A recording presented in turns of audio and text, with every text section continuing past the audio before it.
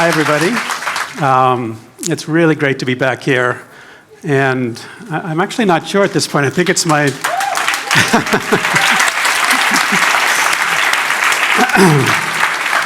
I think it's my fifth time to Unfinished. And it's sort of evolved. So the column that I edit in the New York Times called Modern Love, it's personal stories, people telling stories about their love lives. But love is not limited to romantic love. It's family stories and friendships. We look at it very broadly. And some of the most meaningful stories are family stories. And they are sort of gut punches often. They're just real emotional stories. And we began my Unfinished run sort of importing these stories from the United States and having actors read them. And Christian was like, we've got some stories here too. And he solicited stories, created his own, or our own, storytelling forum, Unfinished Love Stories. And man, the stories that came in last year were so powerful. I was really sort of caught off guard. And the ones that came in this year, again, they're intense. I have to warn you that they're kind of intense stories. One is about human love, and the other is about love for a pet and the losses that can come with that.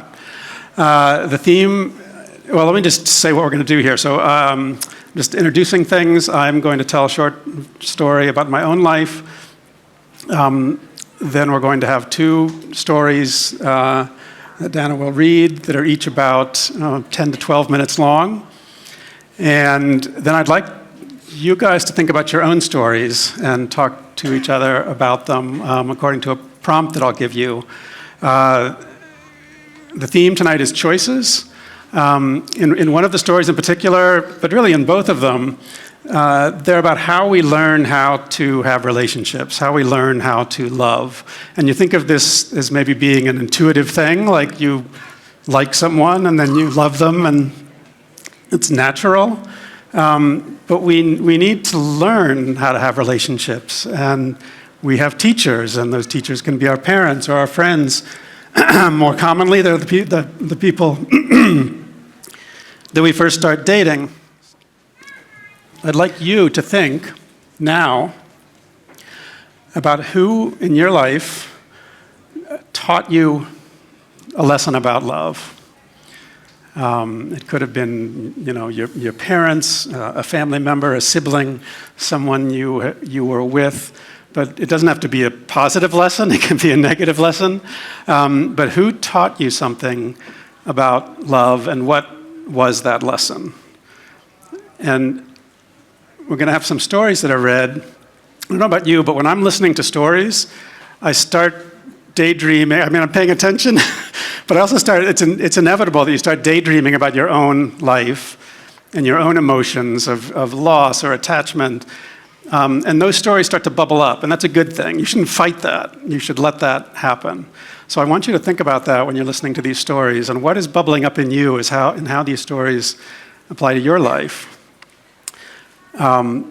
My story, the short one, is the first sort of real girlfriend I had, which was when I first went to graduate school. A really long time ago, when I was 24, and this was in Tucson, Arizona. It was a writing program, and I met this woman there right away. It takes me 3 weeks to fall in love with someone. It's happened again and again, and it's always 3 weeks. I don't know what your pattern is, but it's like, okay, we met, we went out a few times. 3 weeks later, I was like totally in love. She then said to me, I don't remember how, it was a long time ago, I don't remember exactly when this came up, but not long after that, when it was clear we were really attached and this wasn't just sort of fooling around, she said, well, I've got to tell you something. I have a boyfriend who, she had come to the graduate program from California, said, I have a boyfriend in California. We've been together for 7 years. We're at the end of this relationship. Part of me coming to graduate school without him was to have this sort of period of separation. But, and this is still sort of bizarre to me, then he was going to move to Tucson, and they were going to have this long disentangling, I guess, of their relationship, which then did happen. But she said to me, like, we can be together, but when he comes here, I can't really, we can't really deal with you and him, and I owe it to him to have whatever we're going to have. And I was like, what? Like, that is so unfair. Like, what? And I felt like this was something that was being done to me. Like, I was like, this is not fair. It's being done to me. I'm sort of a victim in this. And I'm just supposed to like trail along and, see how this turns out. And I said something about how, the theme tonight is choices. I said something about how I don't really seem to have any choice here. And she was like, you always have choices. And at first I sort of wanted to push back against that, but she was completely right. Like, she's giving me information, she's being honest, and I have choices. I can continue this relationship for the next few months and have a good time and then part. I can end it right away. I could flirt with somebody else and try to make her angry and jealous. I mean, there are all kinds of choices that I had. But for me, I've always been kind of a passive person, and I let things happen to me. And I was like, wow, like, I have some control here. And I couldn't believe how obvious a lesson that was, but how much I needed to hear it. I want you to think about your story of that kind. What was that moment where you're in a relationship, you're trying to figure out how this stuff works, and someone says something to you that was like, oh, I've learned something. I've learned something really important. Think about that, and we're going to hear some stories. Thanks.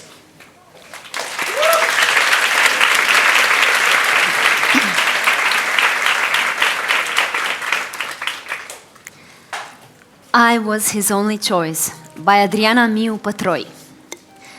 Before Adi, I had never known how to love fully, purely, with no hidden agenda.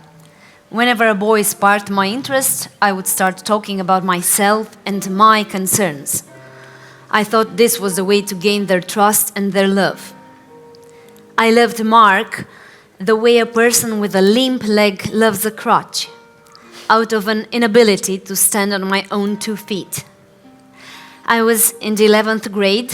I had low self-esteem and weeds growing in the dark corners of my heart. I was a clear-eyed teenager with delicate features. I don't know why I entered that relationship. Was I expecting him to heal me? Probably. I carried wounds from secondary school, a child repeatedly humiliated by classmates. I sought refuge in social networks and entered this relationship with Mark, which went on mostly online. We lived in different counties and only saw each other once every few weeks. We bonded as we tried to bandage each other's wounds in our awkward but honest ways. In time, we realized we didn't have much in common. He was an incurable perfectionist, and I was a big dreamer. He liked motorcycles, wanted a life of luxury, and was happiest in a fancy restaurant. I preferred roaming in the mountains and eating ice cream in the park. For 4 years, he tried to steer me onto his path, and for 4 years, I stubbornly resisted changing who I was. Inevitably, our terms of endearment were replaced by rebukes. I met Adi at my sister's wedding. I had turned 18. My sister had picked me to be her bridesmaid. I was wearing a purple dress that I had paired with other kitschy accessories. Mark was my date.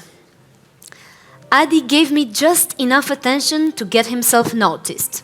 A 14-year-old kid wearing a bow tie, elegant enough to look odd. He walked around from table to table, making jokes, keeping everyone entertained. He soon became friends with my younger brother, and our paths kept crossing after that. I don't know if I realized in the moment that he liked me, but Mark certainly realized that and grew irritable. We argued that night, and rightly so. I had done nothing to betray his trust.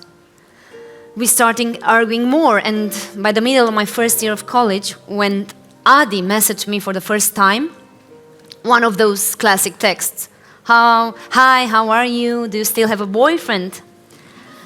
I just marked it as seen. I didn't want to give Mark any reason to be jealous again, and I definitely didn't want us to break up over this. Because I couldn't see Adi as anything more than a naive child. I was 19, he was 15. But when I visited my sister on an Easter break, I no longer recognized the funny kid from the wedding. Adi had grown into a handsome young man with an aloof air to him. He smiled at me and asked me out. I didn't want to go, but my sister was determined to hook us up before I left. So we went on a double date. Me, Adi, my sister, and her husband. I kept my eyes on my plate and avoided speaking to him. It was an election year, and I asked him how he'd voted, then expressed complete disapproval for his political choices. We parted, and I was sure I never wanted to see him again. At the beginning of my third year of college, on a warm October day, I was in the library when Thomas sat down across from me at my table and said, "You're pretty." I flushed red. "I've seen you around school," he said. "I've seen you around too." I lied. I had no idea who he was. Apart from Mark, I no longer had eyes for anyone. Mentally, I was still in a relationship, constantly carrying around that guilty feeling he had instilled in me. Who texted you? Where are you going? How long will you be? Why are you acting like that? Thomas was smart. It didn't take him too long to realize my life was a chaotic mess that I was desperately trying and failing to put in some kind of order. What I felt for him was different, and I jumped in happily. With Thomas, everything was spontaneous, new. If he called me at midnight, wanting to go out, we'd untie our bikes from the dormitory building stairs and ramble through Herastrow Park. If by chance we couldn't see each other one weekend, we'd send thousands of texts. We loved the nothingness in everything and everything in nothing, and the time seemed to stand still and scream at us that these were the memories we could carry with us for a long time. We were completely unprepared when the first cracks began to show. We defended our relationship in front of our families and friends who didn't think we were right for each other. We realized too late that our real enemies were inside us, fueled by pride and unresolved childhood issues. We parted with tears, with the determination of the bereaved, dropping the last fistful of dirt on a grave, refusing to keep the ashes. We went for a sudden, clean-cut, and painful breakup. Perhaps we were too honest, both in our love and our disdain. Honey, why don't we just break up? Okay, but not today. Why drag out this agony? We were both crying, weeping our noses in tear-soaked tissues. We hugged, we walked away, we came back running and screamed in despair. Is this the last time I get to hold you in my arms? The last time. Are you sure? I was. Our breakup was as rational as our years together had been irrational. When Adi messaged me again, I didn't brush it off as haughtily as before, but for a while I was incapable of anything. I cried at school, at work, walking down the street. I cried when I was happy. I no longer wanted anything, just to disappear. And with me, all of our memories together. Adi picked me up like a precious diamond lying in the dirt. The winter holidays were coming and I was just lying there, wrapped in blankets, not expecting anything. He asked how I was, and I replied I was a failure. He said he wanted to help me. I said there was nothing he could do. We started talking. Actually, I did all the talking. He listened to me for hours. He was simply happy with me, accepted me for who I was, or perhaps in spite of who I was. He said he had been waiting for me for years. He told me how, on the way to the seaside, he and his friends drove by Bucharest, and he said that's where the girl he wants to marry lives. They laughed at him. So what? You'll see, he said. I thought I was just some ambition of his, like when you set a goal in life and fight to reach it. Would he continue to fight after that? I didn't know. All I knew was that I needed some stability. I needed to heal. When he suggested we should be together, I said I was fed up with failed long-term relationships and emotions wasted to no end.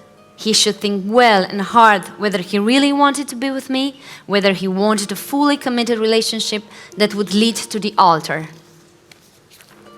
In January 2018, we became a couple.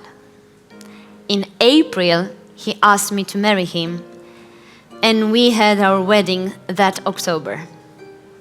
Everything happened fast. We went all in, and the stakes were high. My life and his.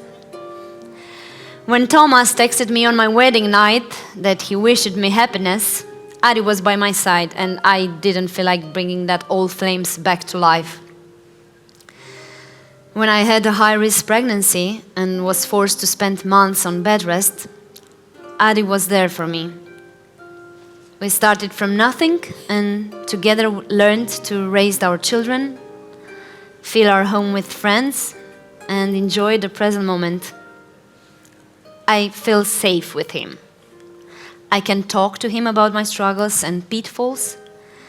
He doesn't make me feel constrained and encourages me in my interests. Love to me is like a full sieve. It's all that remains after sifting, when those special moments and tender gestures, perhaps even beauty and health are gone. You're left with that determination to not give up, to keep going. You're left with that kind voice, ready to sacrifice, with a still burning ember that awaits the right conditions to grow into a fire that spreads the warmth of happiness. When my children ask, "Why did you marry Daddy?" I smile lightly and say, "Your father really went above and beyond to teach me what love is."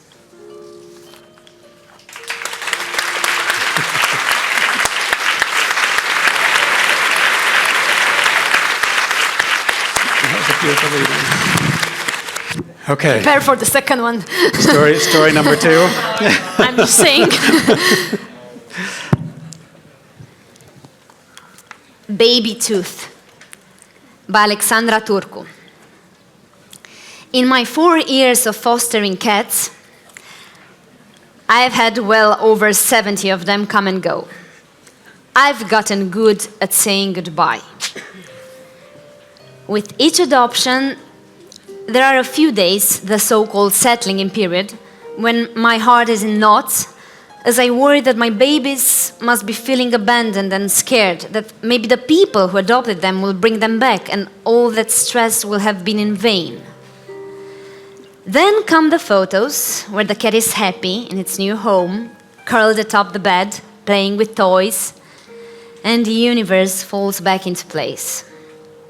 Some say that no matter how many happy photos you get, you still feel a pang of regret. And you always wonder what your life would have looked like with the rescued pet by your side had you not given them up. I met Nana on the examination table at the vet's office where I work. A cream-colored puppy weighing just 1 kilo, her ears as big as her body, curled up in fear and pain.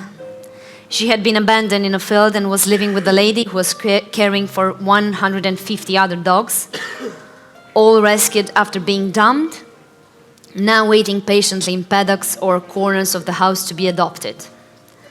Nana shared a cage with her siblings and wasn't accustomed to getting attention. As she sat rolled into a tight ball on the examination table, she was trying to make herself invisible. While the vet's hands were sewing up her intestine and arranging her internal organs back into place, we were all hoping that her tiny heart would withstand the anesthetic and her body could take the shock. We were just as nervous as we watched her over the night after the surgery while administering 4 concoctions that would give her the strength to wake up. And Nana did wake up. We promised her that we would find her a family. The first few days, she would look at us with gratitude and fear.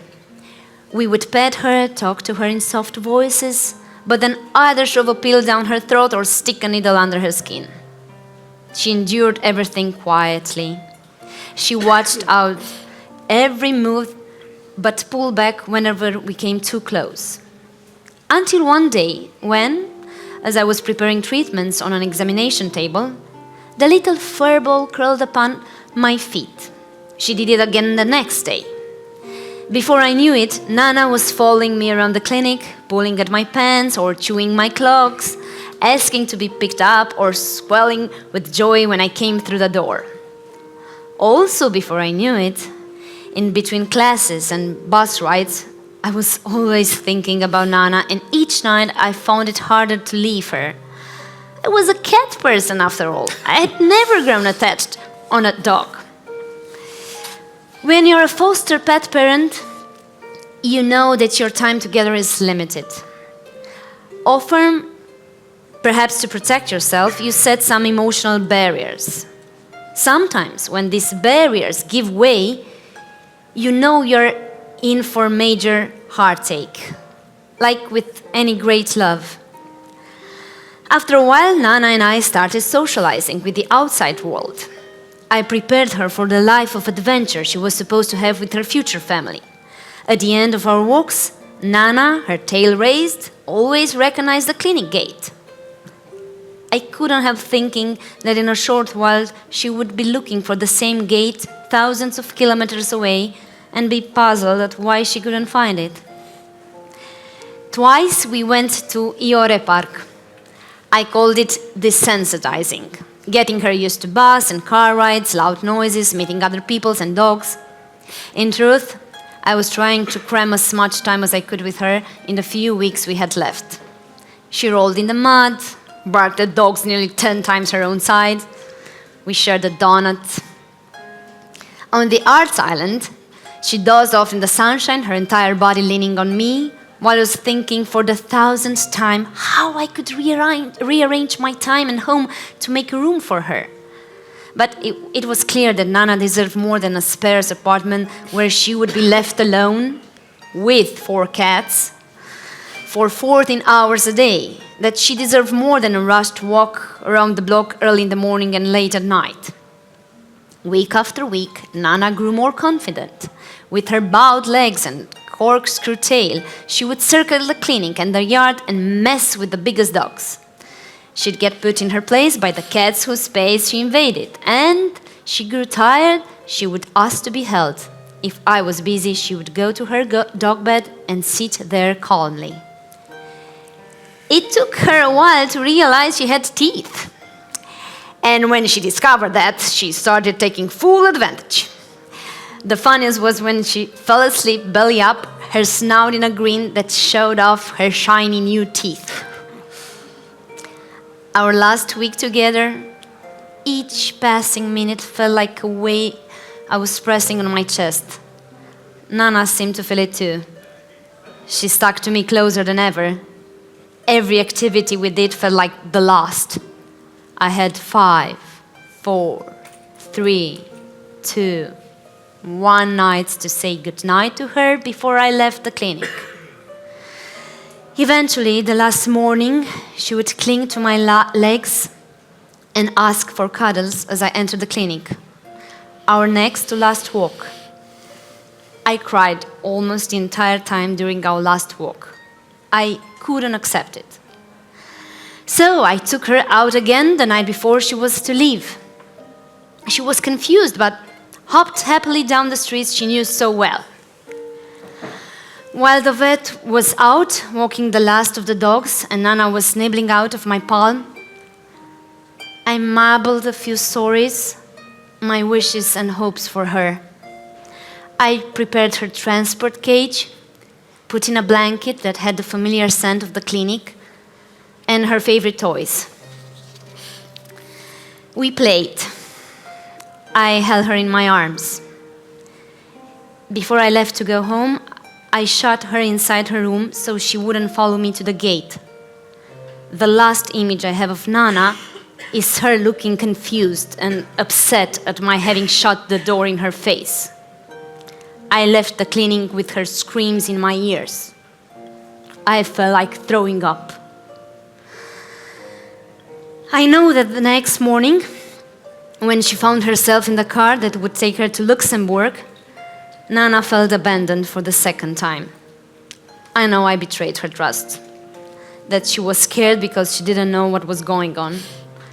I needed time to be able to set foot inside the clinic that day, knowing she wouldn't be there. And when I did go inside, my eyes automatically searched for her among the other dogs that greeted me. In the first photo we received from her adoptive family, Nana is sleeping with her blanket from home. In the next photos, she seems more laid back, out in the sun, running around with a child, pulling a toy with her corgi brother. Has she forgotten us already? Is she as happy as she was with us? We can only guess from the look in her eye. I wonder, if I could ever visit her, would she recognize me? Back home, all that's left of Nana is her medical record. I always come across it when searching for the records of the other patients. There's a baby canine tooth I keep on the cabinet in my apartment. At the clinic, none of us has dared put her bed in the wash. It's crumbled in a corner. When you give up an animal for adoption, you want them to forget about you quickly so they can bond with their new family. Although it's hard for me, I hope Nana isn't looking for the clinic gate at the end of her walks. On our side, we are keeping her bed for a little while longer. Late July. Nana's name is now Lila. I receive weekly WhatsApp photos of her on hikes, at the zoo, in her backyard, or lounging in her bed. She's grown, learning commands, running in the park, sleeping belly up with her brother. Nothing seems to tie her to us anymore. At the clinic, someone has washed her bed and put it away. The other night, I dreamt that Nana was in Bucharest, and I went to visit her.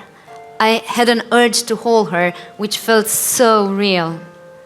But when I came near, Nana stepped back, visibly scared. The little girl who was with her explained that Lila is afraid of people she doesn't know.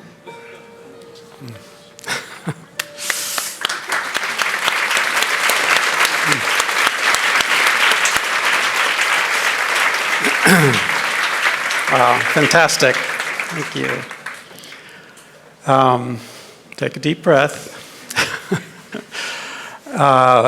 Okay, so I started off by asking you to think of a lesson that you'd learned from someone about relationships and love. I'd like you to find someone nearby. It doesn't matter if it's a stranger or someone you know, because it's probably a story they may not know. And I'd like you to take 5 minutes and share your story with someone sitting next to you. Go.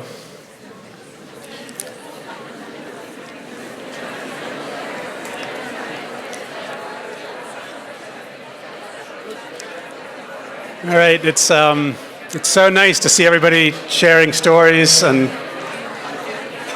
telling your own stories instead of listening all the time. But what I'd like to do, There's still. what I'd like to do is see if anyone would like to share their story with the group. I'm not getting anywhere with this. Okay. Would anyone like to share their story with the group? Any hands? Come on, I know you all have them. It's always hardest to be the Yay. first. We have one over here? Excellent. Yeah, we have a mic for you.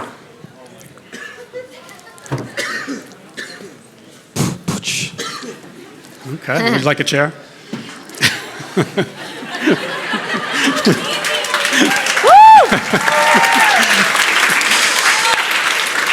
Okay. Bona. About love, I think I've come to realize that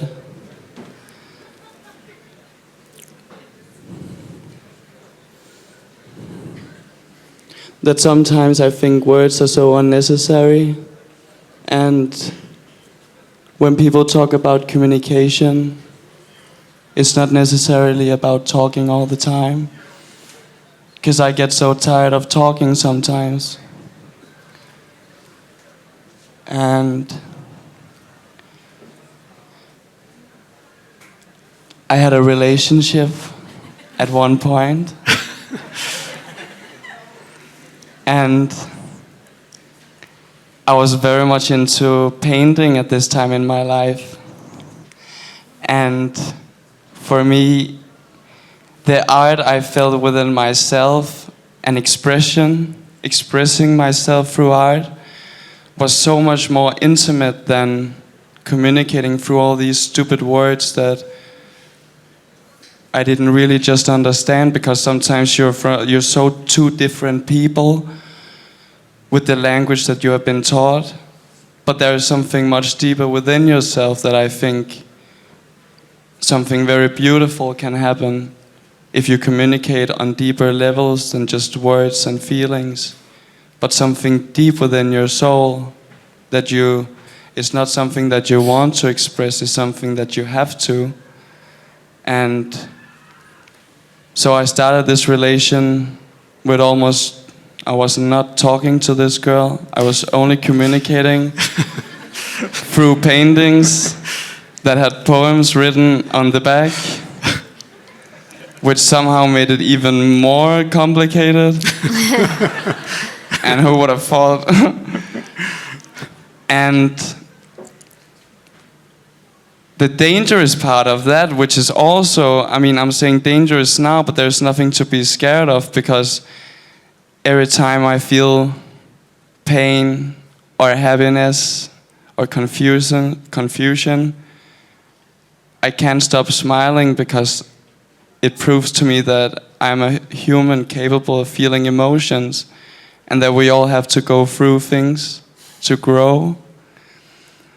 Anyways, these paintings lasted for maybe a year, and I think when you communicate in such a deep part of your soul, it can hurt as much as it can make sense. And it would be very strange to meet each other, and it would just be completely no communication, no understanding of who we are. It was just so much surface level, and I couldn't seem to reach her except through all of these paintings. So while our physical contact and meeting in person would not evolve, our love in all of these paintings and poems were getting to extreme levels that I'd never experienced before. And it was so strange looking at this woman in the eye, and I couldn't get a word out. But I could take a painting up like this and turn it around, and she would read it, and she would nod her head in understanding, and she would do the same to me. And the more we got closer, and suddenly it kind of got mixed together in this beauty, I thought, and somehow I felt that the more we got to know each other in person and the less paintings and poems that were written, the more we were drifting apart suddenly. And the more I felt I was hungry after this intimate feeling that I got through these paintings and poems that I was not getting in real life. And I kept on making paintings and poems to her. But slowly, I got less and less in return. And I think I was scared that maybe it was just me alone in this and her doing it for my sake, and all of this imagining that I had been doing of how intense and deep was slowly fading away, and maybe was that her way to get to me, because she knew how much I cared about art and how intense it was for me. And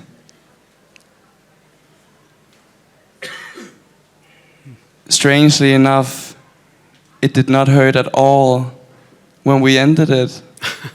I didn't feel anything.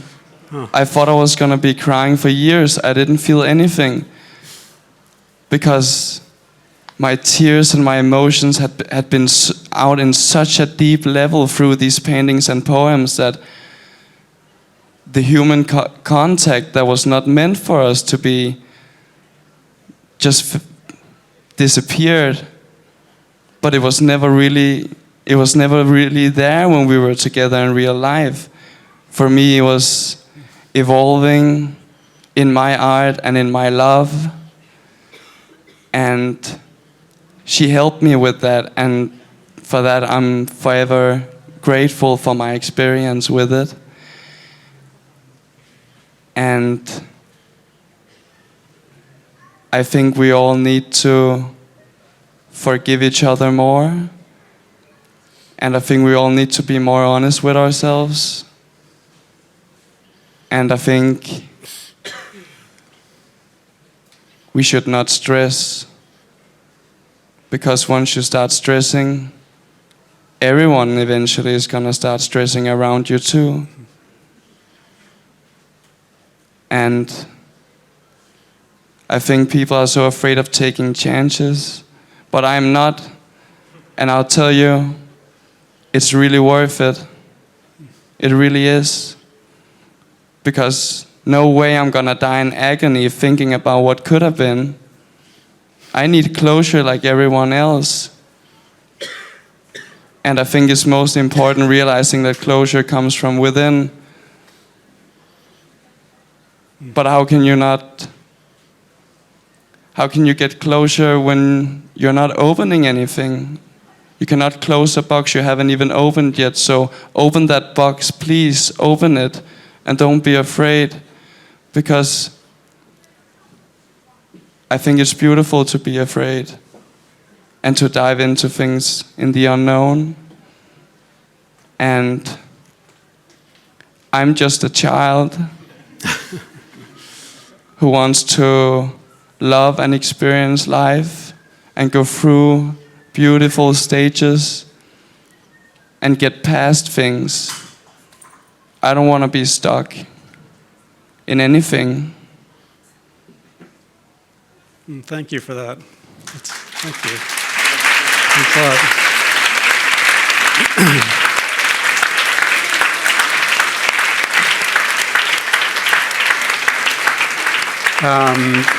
we have time for one more. Would one other person? Yes.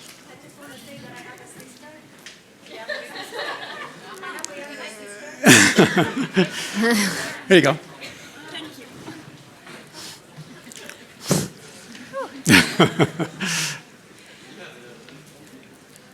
Don't do that. Okay. So, what I learned about love. Love is empowering freedom. It is empowering, it is freedom, and it is empowering freedom. And how did I come to this conclusion? Well, next year I'm getting married. And thank you.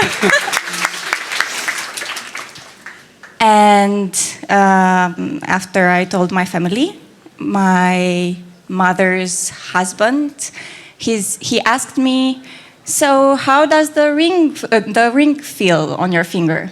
Is it constrictive? And at first I didn't get the question. This is why he asked, hey, is it constrictive? And I said, no. How could it be? No, it's liberating. I didn't even think of the answer at first. But now that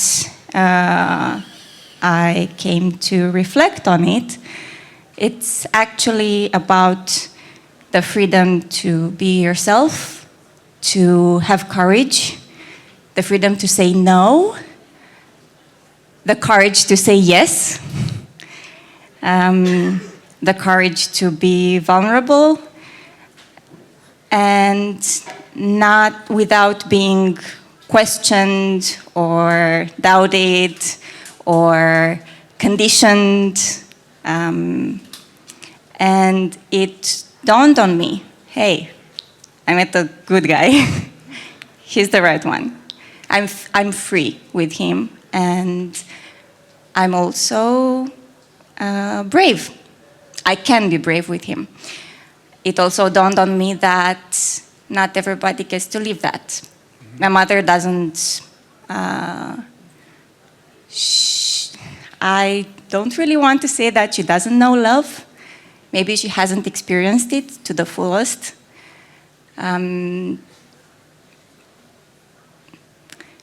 But with my fiancé, I got the courage to get out of the birdcage and to get rid of the shackles. And it was hard work. We both needed to do that. But we did it. And now I am learning to be brave with myself and to get rid of the bracelet that I put on myself. Thank you. Thank you very much.